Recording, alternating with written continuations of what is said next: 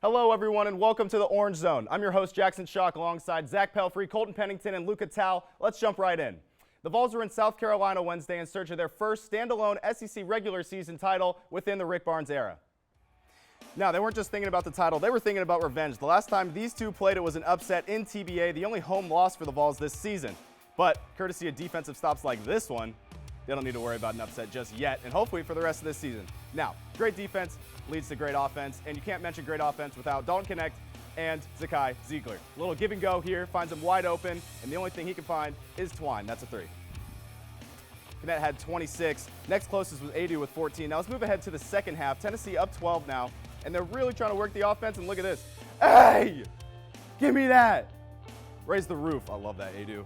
Okay, we got to get serious, though, because we're about to enter crunch time, and it's not going to be pretty, because as good as our defense is, South Carolina's offense was humming when they needed it. This three got the house buzzing. The entire stadium was going crazy. Timeout afterwards kind of let the momentum cool down. You want to know what else is going to help momentum cool down? Dalton freaking Connect. ISO. Easy. Watch how easy he makes his J look. Back him down. Don't even look at the rim. Money. Cash. Just so easy. Again, not over yet. Got to play some defense. And South Carolina was not making it easy for the Vols. This is immediately after that jumper. He gets a three, and now they got to get back and get a bucket. Fortunately, they do, but then South Carolina comes back down, and now it's getting dangerous. 59-54, they're able to squeak by, get the tough lay, and we got ourselves a game. Fortunately, Tennessee's able to ice it down, and they win. Give me that ring, Don't Connect. Congratulations, first SEC outright in a long time.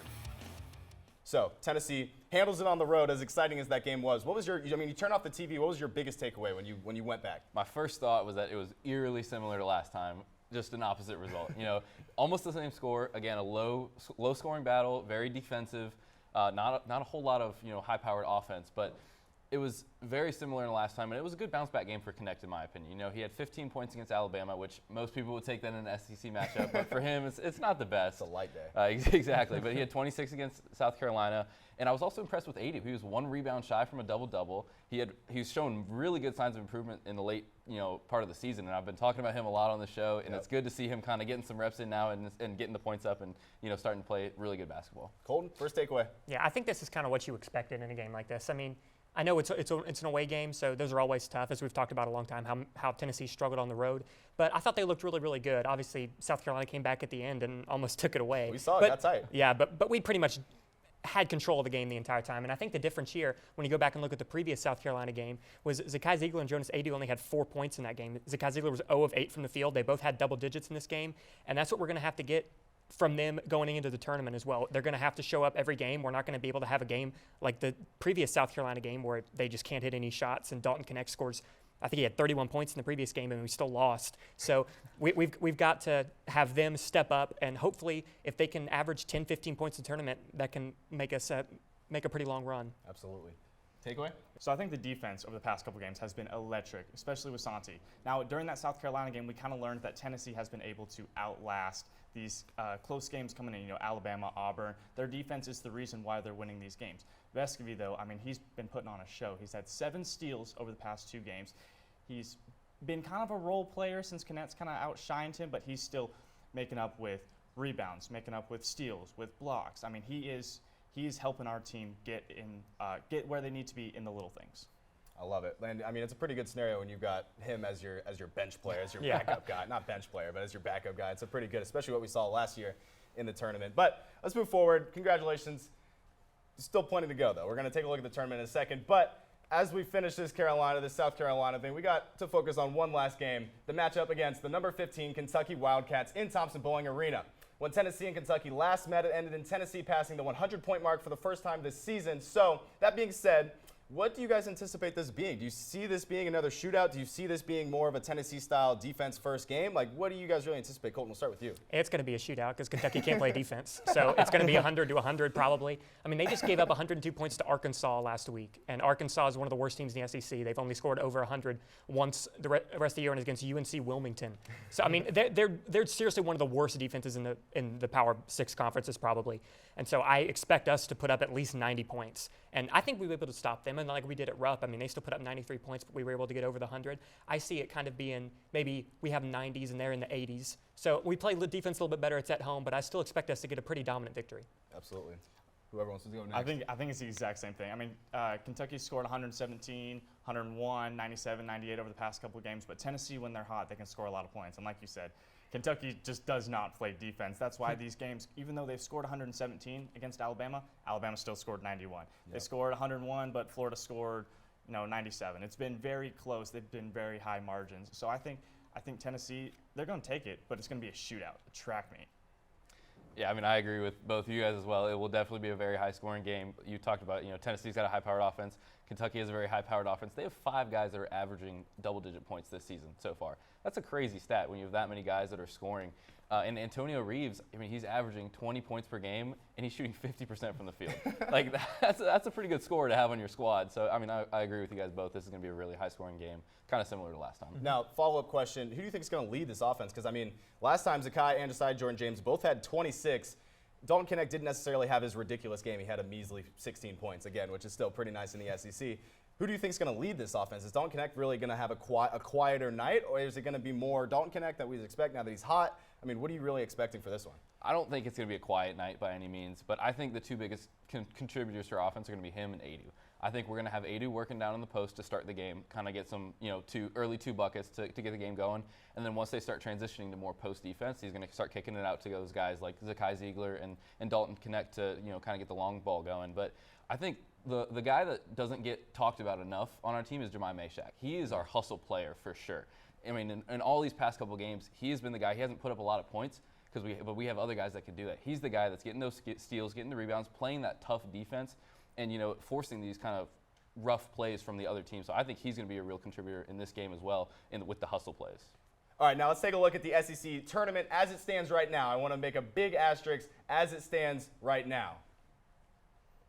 Because as we can see, the top 8, and now I mentioned the top 8 because there's never been a team lower than that's won the SEC tournament. The last team to do it was an 8 seed, Auburn, in 1985. Besides that, no one 9, no 10, etc. So we got our top 8. Tennessee locked in at number 1, South Carolina at number 2, but let's keep an eye on the record on the right. South Carolina, Auburn, Kentucky, and Alabama all 12-5. So that could dance around as we enter our last game of the SEC regular season. Florida at 11-6, and then we get down to Mississippi State 8-9, Texas A&M 8-9. That could dance around a little bit. But let's look to the right. We look at this tournament, and I'm going to ask you guys, do you think this is really ideal for Tennessee? I mean, we've got A&M, we've got Alabama, we've got Kentucky, all before we even reach that final. Where do you guys think this is going to go for Tennessee? I definitely think Tennessee's got a real shot at this. I mean, you see it this first 2, they played the winner of either A&M or LSU. Now, A&M, we've had some struggles against with losing that first one, but when we came back, we beat them, and I think if they beat LSU, I think we should win that one very comfortably. I think we'll have the advantage. Now, moving on, looking down the road, you got Alabama, you got Kentucky. We'll play the winner of one of those 2, probably not Arkansas or Vanderbilt, but we'll play one of those 2, which we just played Alabama when we saw how our defense went. Kentucky, though, we're playing them this week, and I think how this game goes will continue, or will show how the playoff game goes. And then if we move on, which I think we will, South Carolina, Auburn, Florida, those are probably one of the teams. I say Auburn, out of all of those, is probably one of the real contenders. And I think it's going to be Tennessee and Auburn. I'll say Tennessee. Love it. I like that. Do you guys think this is a good layout for the Vols? It's definitely not the easiest path that we could have had, but I think it's a good path for the Vols. Like he said, the first matchup probably won't be our most difficult, but Alabama and Kentucky playing each other early on, knocking one of those 2 out of the tournament a little bit early before we get to them will be good for the Vols.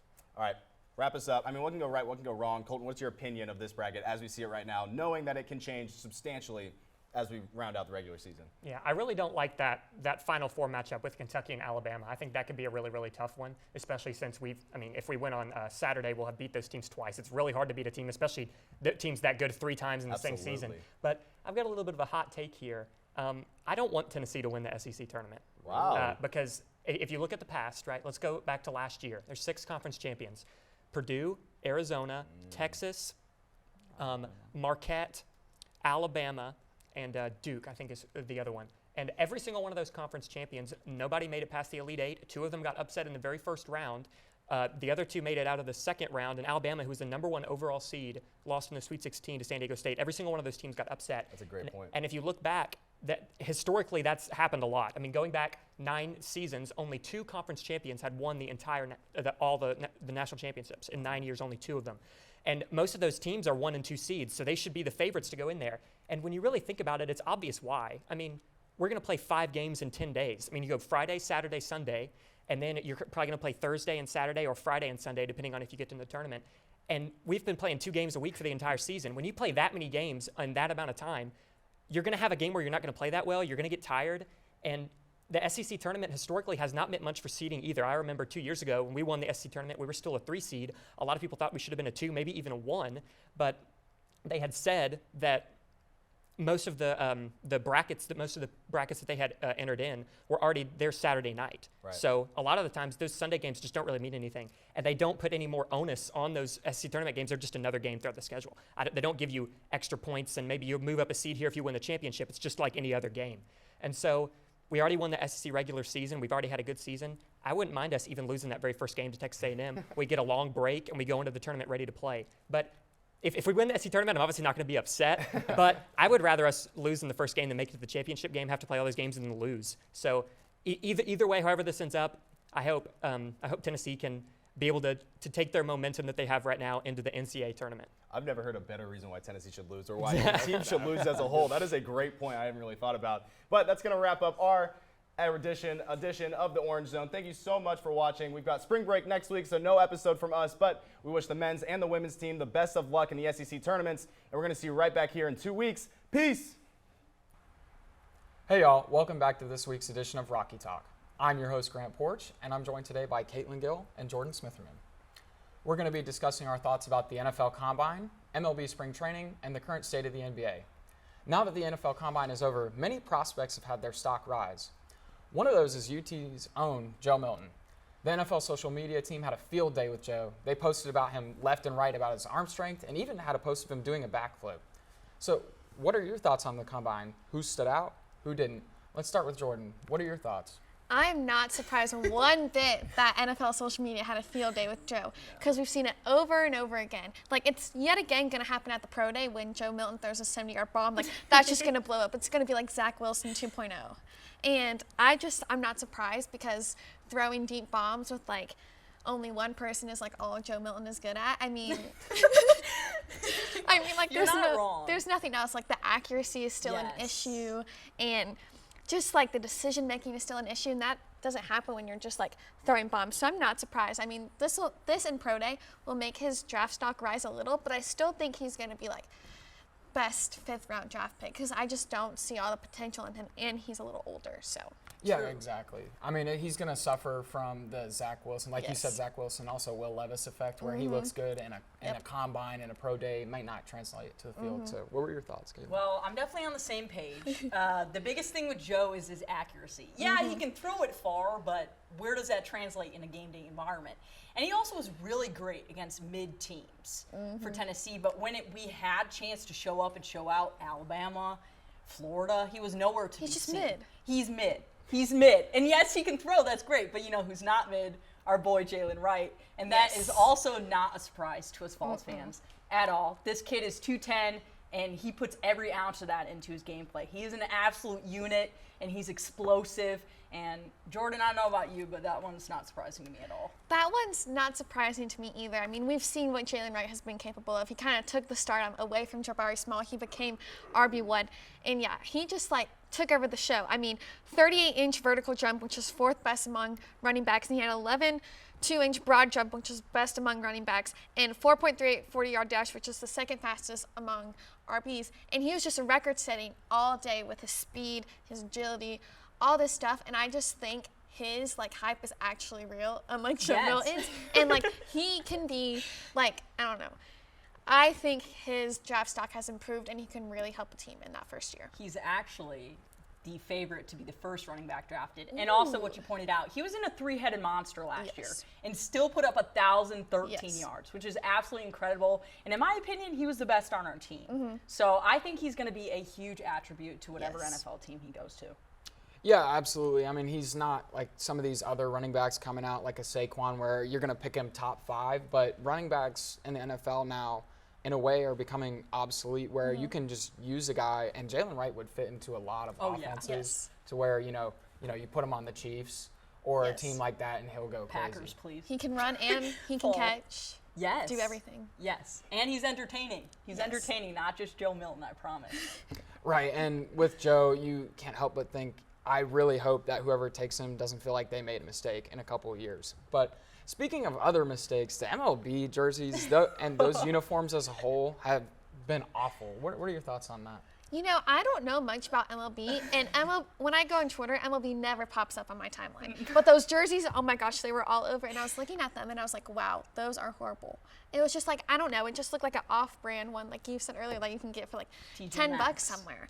And it's just like, I don't even know, it just didn't seem high quality, and I know they're just like spring training jerseys, but like, you got to put a little more effort into them. Like, so I think they failed with these, so. I don't even know how this prototype was like tried and then Yeah. approved. I don't know if they were trying to trend on Twitter, but it's never to be a good thing when you're trending for a bad thing. Yeah. And now I'll give them credit, Fanatics, Nike. These are supposed to be high quality jerseys, right? They are lightweight. They're great with water and sweat retention, which would be great for hot games. But that water thing, I don't think anyone's voluntarily going to wear those white pants when it's raining.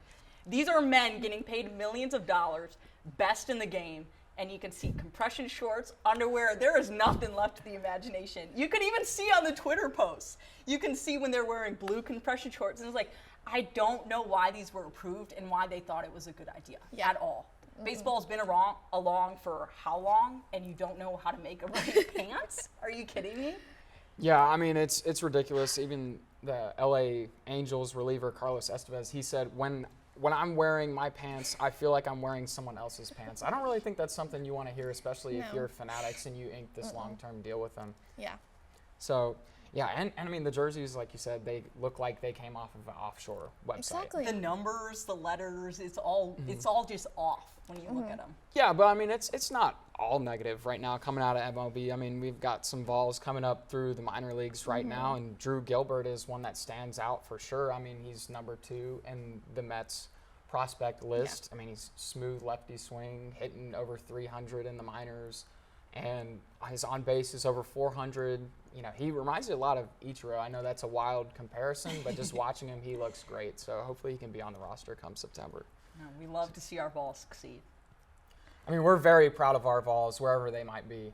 Now, moving on, is LaForty goated? After he just moved, he was the first player to get there. I mean, does that put him over Michael Jordan in the all-time discussion? What do y'all think? Okay, I think he is goated. I mean, obviously, I'm a little biased because I'm not in the Michael Jordan generation. Yeah, Like, when I have conversations with my dad about this, he's so pro Michael Jordan, but I just don't have anything to back it up because I never watched him. Like, I get the 6 championships. Yeah. I get all of this, like, all the success and stuff, but, like, LeBron, like, no one else has been more consistent for a long enough amount of time. Like, he was the biggest recruit, like, ever out of high school, and then he comes in the NBA, has delivered for 20 straight years. Yes. And he's like, he's never had any off the court issues. He's always there for his team. I mean, like, you can say like, oh, like he's like Lay GM and always wants his bros to like come join the team with him. Like, you can say that, but like, isn't that just him like wanting to win? There's got to be a good teammate if they want to be there. And it's just right? like, he's been consistent for so long, and I feel like that's so hard to find in sports. And I know like the loyalty is another thing. Like, oh, like he's gone to like different teams. Like, yeah, I get that part, but for someone to get 40K points in their career, they have to average something like 23 points per game and play every game of their career. Like, his stats and consistency is just crazy, and just like, I don't know, like, hard to predict. I don't even know if like anyone else will like reach 40,000 points either. So No. I think so. He's the next person behind him is Kareem Abdul-Jabbar, and he's at 28,000. So 38,000, my bad. So he's 2,000 ahead of him. And when you talk about history, the fact no one in modern day is close to that, that says something about LeBron. And you were talking a bit about the ring debate. Obviously, Michael Jordan, undefeated, but LeBron's won 3 rings with 3 different teams, and that's pretty impressive too. And when it comes to longevity, Michael Jordan, the biggest thing, he had 2 retirements. That takes 4 years out of his 19-year career, and then you can play the what-if game, but the problem is it's not what if. This is literally statistical. LeBron James is coming up on his 12th season, averaging 27 points, 13 rebounds, and 13 assists. And guess how many times Michael Jordan did that? Once. once. So when it comes down to it, I wish this just wasn't a debate and they could just both be co-goats. Yes. They both deserve a crown at the end of the day. It's two different eras. And in my terms, Michael Jordan made some pretty cool shoes. So I don't know if we'll ever get over him, but they're both incredible, and they've changed the game of basketball. Yeah, exactly. And like, I don't even know, like, when LeBron turned 30, people were like, oh my gosh, like, he's going to stop soon. He's going to stop soon. He hasn't stopped. He's kept going, and now he's like, I don't know, 38, 39. So just 39. again, the consistency is crazy. So You're absolutely right, because we expected the LeBron book to close. Like, oh, the end of his career, who cares? He Nope, keeps going. He just got to 40,000 Yes. foot. It doesn't stop. Yes. He's cementing his name in literally everything. And he carried the Lakers on that fourth quarter 21-point comeback on his back at 38. So Yes, it's incredible what he's doing at his Yes. age. So that debate, I mean, longevity and the fact that he's playing at the caliber he is at 39 years old, the last leg of his career, Yes. incredible. Yeah, I don't even think my player on 2K could get to 40,000 points. I mean, that's think you so could. impressive. Maybe. I mean, I'd have too much time on my hands if I could. But I know you mentioned about LeBron putting the team on his back. And do you think he could do that again this year to get the Lakers to where they need to go? I know it's a stretch, but we've seen crazier things. I'm not sure if he can like fully put the team on his back for like the whole playoffs. Like he needs Anthony Davis to show up. He needs his other stars to show up. Like back in 2016, his prime, him on his back all the way. But now he just needs his supporting players to show up and show out for him.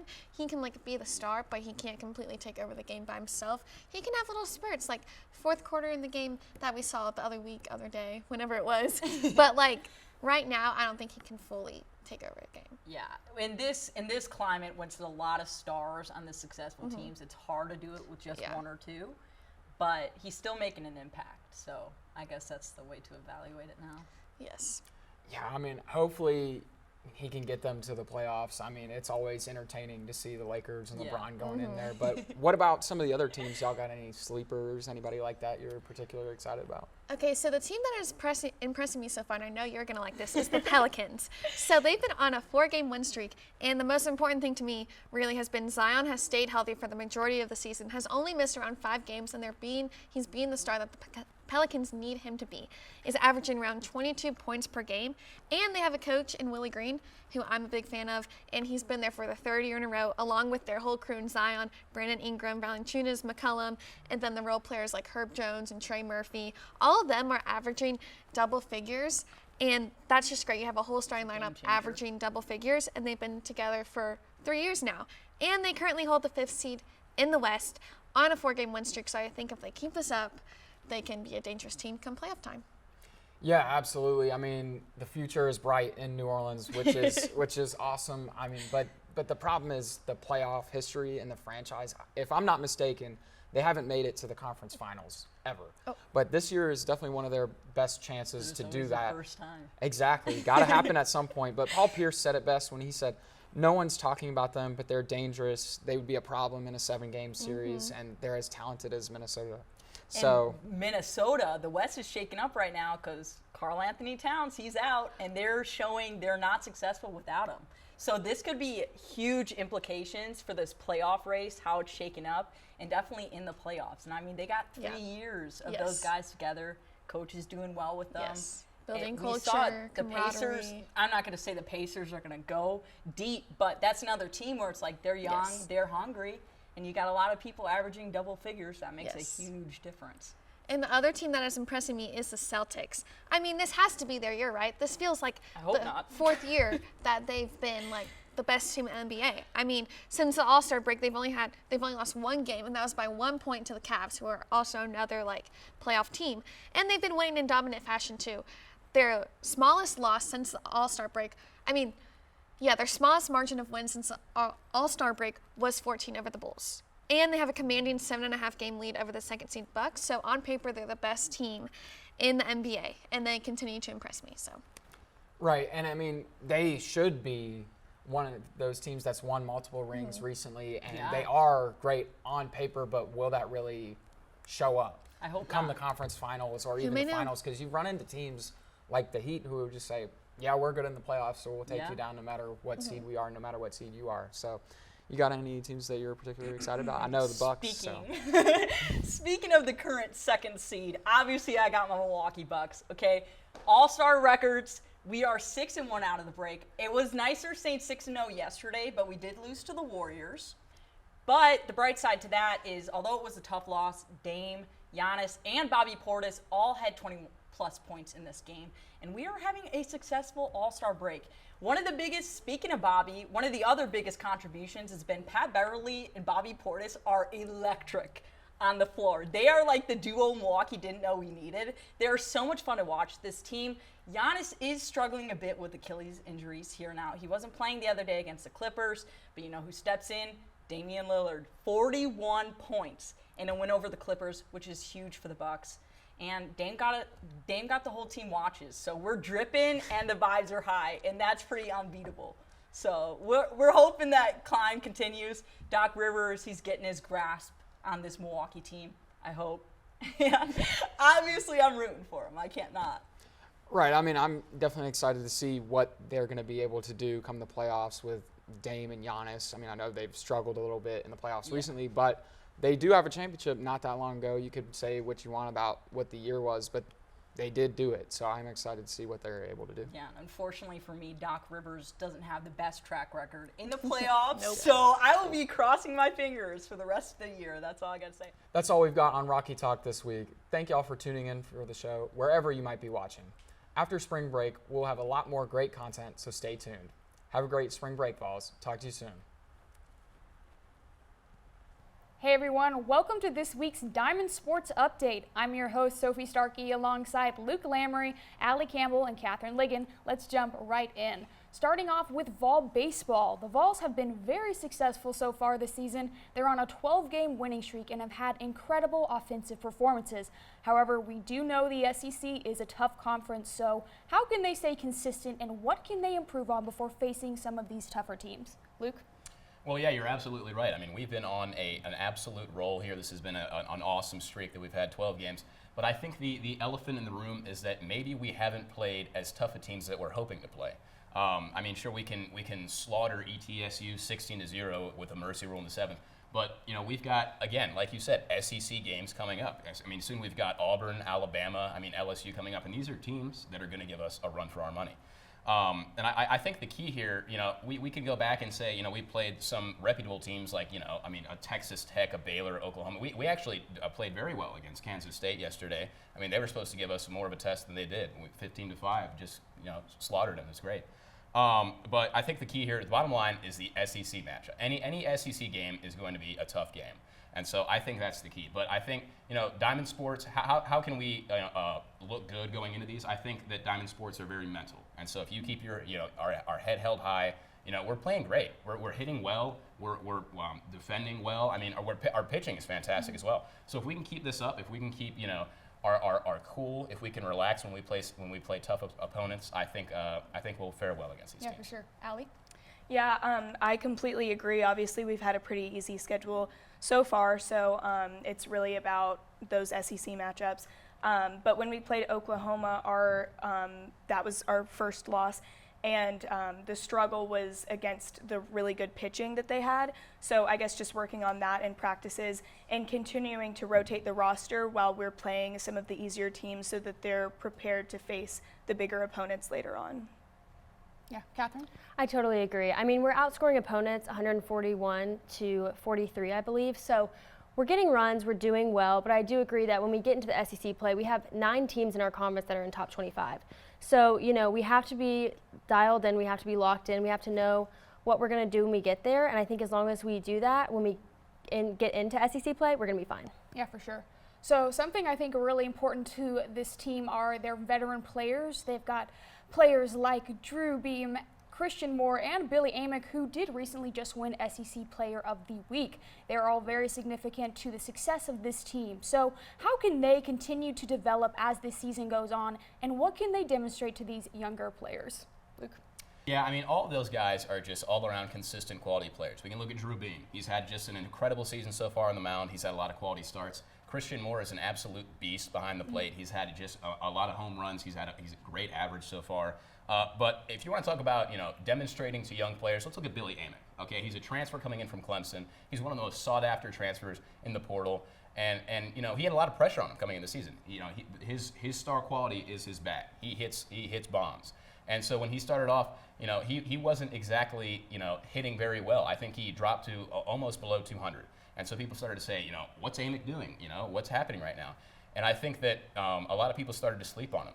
But once he kind of got to around 200, he said, I got to turn around. And he did, because he shot right back up to a 390 average. He hit a lot of bombs. I think it was around the ETSU game he started to do that. And it was really impressive to see. And I think that he taught those young players resilience. I think that, this game is a game that will kick you when you're down. And so Billy Amick really kind of, when he was down, he got right back up and he kept hitting. And so I think he's teaching these players determination, resilience, and just how to be an overall quality baseball player. I think he's a leader to them. But overall, I'm excited to watch all these guys. Again, they're all very consistent, quality players, and exciting rest of the season. Yeah, for sure. Allie? Yeah, I would just say that I think the baseball team is one of the closest UT teams that we have. That's within the players and the coaches as well. So I would say that these older players should teach the younger and transfer students how that energy is so that they can carry that on through the coming seasons.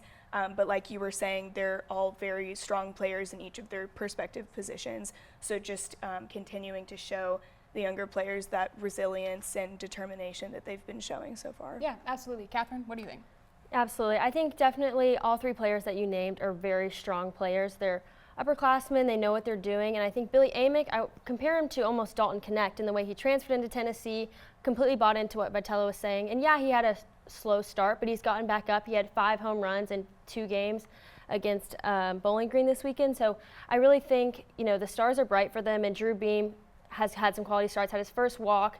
It's bound to happen eventually in the game against Bowling Green, but overall is doing well, and I think their success and their leadership will trickle down to the younger players for sure. Absolutely. So moving on to Lady Vols softball, the Vols just swept the Tennessee Classic, winning all 5 games.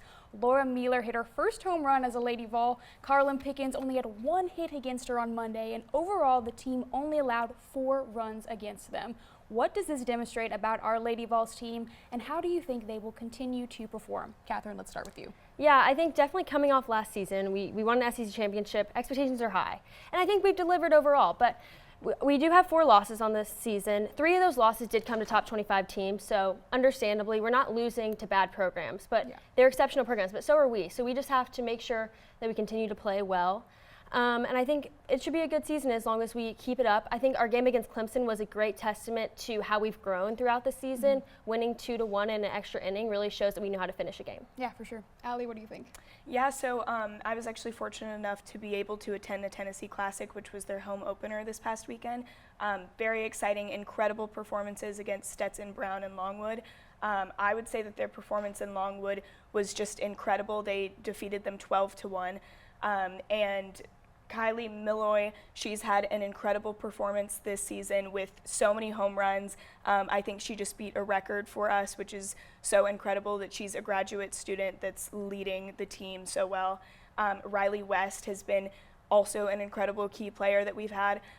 In the game against Longwood, she had an incredible over-the-fence catch to prevent them from completing that home run.